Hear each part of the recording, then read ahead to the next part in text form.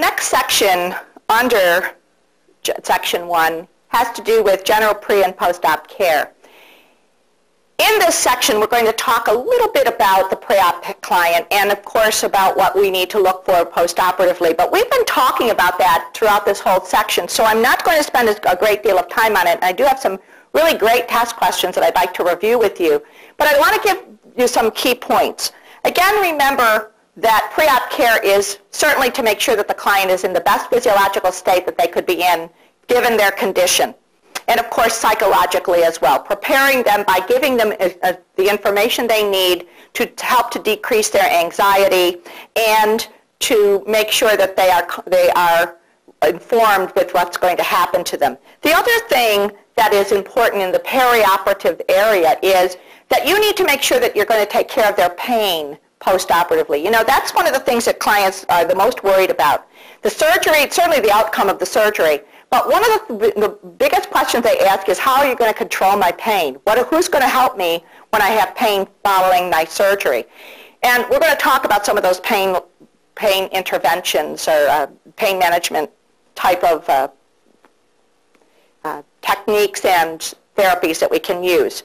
Now, again, all the client teaching is done usually before they come to the hospital if it's a scheduled surgery, but everyone needs to know about splinting and coughing and deep breathing and the fact and what's going to happen to them. So we talk about the fact that they may come back with an NG tube or a G tube or a Foley catheter, or that they're going to have oxygen or they're going to have an IV. All of those things are part of the pre-op teaching that we do, telling them about the room and where they're going to be and who's going to be there when they come out, and making sure that they know that everyone will have a mask on and so forth. We also give them pre-op drugs, and there are a lot of brand new drugs out there, but there are some that are routinely given and they're very effective. Remember why we give them. The first reason, of course, is to reduce anxiety and to dry up secretions. And the other thing that happens is if we give pre-op medication, it potentiates the anesthesia.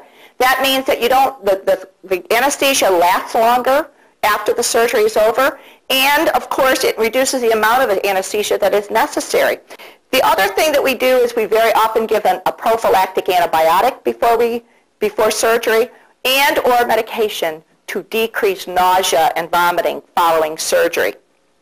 Now, we don't usually see drugs being given IM. Most of the time they're given IV, and they are given almost routinely. So several of the drugs I need to just talk about with you. Certainly Demerol and Vistaril are given. And remember, Demerol and Vistaril are given together to decrease pain, and the Vistaril will potentiate the Demerol, which means it will help it to work for a longer period of time and to perhaps give the patient more relief or the client more relief. Atropine is given to decrease secretions, but what also happens is the face starts to flush, and sometimes individuals will come back from surgery and the client and the families will worry about them because they say their face is so red, and you go back and look and they've received atropine either just pre-op or during the surgery, and so you say that's a normal reaction to the atropine. Nembutal and Seconal are given to help them to sleep, and sometimes they're given just prior to the surgery because they want to help them to relax. One of the more common drugs that's given is a drug called Versed or midazolam, and that is a drug that has two properties. We use it very frequently in conscious sedation where you have ambulatory surgery, and of course remember we know that that is on the increase, but also it's given because it has an amnesic effect. So that the individual, when they're given the Versed, they don't remember anything during that period of time. They're fully alert and awake, or they're kind of drowsy also, but they don't remember that period of time. So that does help to decrease their anxiety. And remember that it is a fear of unknown sometimes also that causes their anxiety to go up. So they don't remember it in the post-procedure period. Again, there could be the post-op period is where the nurse on the unit will have the most responsibility, unless you're an OR nurse or in the PACU. We need to look at what happens when the client gets back to our unit, to the nursing unit. Important to know what type of anesthesia they had. Was it a topical anesthesia, which means that the anesthesia just anesthetized the top of the skin? Was it a general anesthesia, which means they were intubated and you have to make sure that the gag reflex has returned and that they are alert and awake? Was it an inhalation therapy or was it IV? Because again, it will be excreted differently. And was it if it was a local anesthetic, was it a spinal anesthetic? Was it just topical? And remember, if a client has a spinal anesthetic, it means that they are unable to feel any sensation from the point of injection below that, which means that, for example, if they've had a spinal anesthesia, you wouldn't get them up and ambulate them as early until their sensation returns to the lower extremities. And remember, they're going to be put in the recumbent position if they've had that type of anesthesia for at least 6 to 8 hours. Post-op care, I think most of you are very comfortable with. Remember, it's baseline vitals and whether they're alert and awake and whether their gag reflex has returned. It depends, again, on the type of surgery that they've had and the type of anesthesia that they've had. Positioning is also important because airway is the most important thing post-operatively. Again, if the client isn't breathing, it doesn't matter if they're bleeding. They have to be breathing first. So we need to make sure that they're in a position where they can expand their lungs. And again, based on where the surgery is, they're going to be positioned so that they don't aspirate in the event that they should vomit.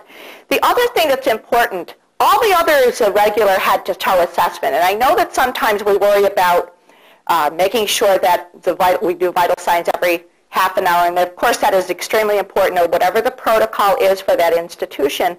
But what also is important is to remember that in the initial post-op period, the complications are different than what you would expect 24 or 48 hours later. Some of the more common ones in the initial post-op period are urinary retention. The client perhaps had a Foley during the surgery, Foley catheter during the surgery. It was removed and the client no longer can void. We worry about respiratory status, certainly, and we just talked about that you're going to make sure that the client is breathing. And then lower on the scale is wound. You're going to look at the wound. Remember that infection you wouldn't see early on. It would be perhaps wound dehiscence or the separation of those wounds, the approximated edges. So you wouldn't see in the initial post-op period, you wouldn't be worrying about wound infection. You wouldn't even see the evidence of that until the next day. And of course, gastric secretions. Sometimes when individuals have had an abdominal surgery, you know you're not going to hear bowel sounds when they first come back, or they may be faint. When they start to return, sometimes a client will develop something called paralytic ileus, which is the response of the bowel to the trauma surgery, and so peristalsis decreases, and the client doesn't have any bowel sounds. They also have extreme pain, they don't have any output, and so forth. And of course, abdominal distension. So remember, it is in that order. Respiratory is also always first, and then we look at urinary retention and so forth. Now, again, what is important is to medicate the client.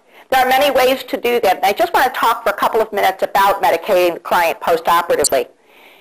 Yes, they're going to be NPO, and we're going to be monitoring their respiratory status and their ability to move and to make sure that their gag reflex is returned.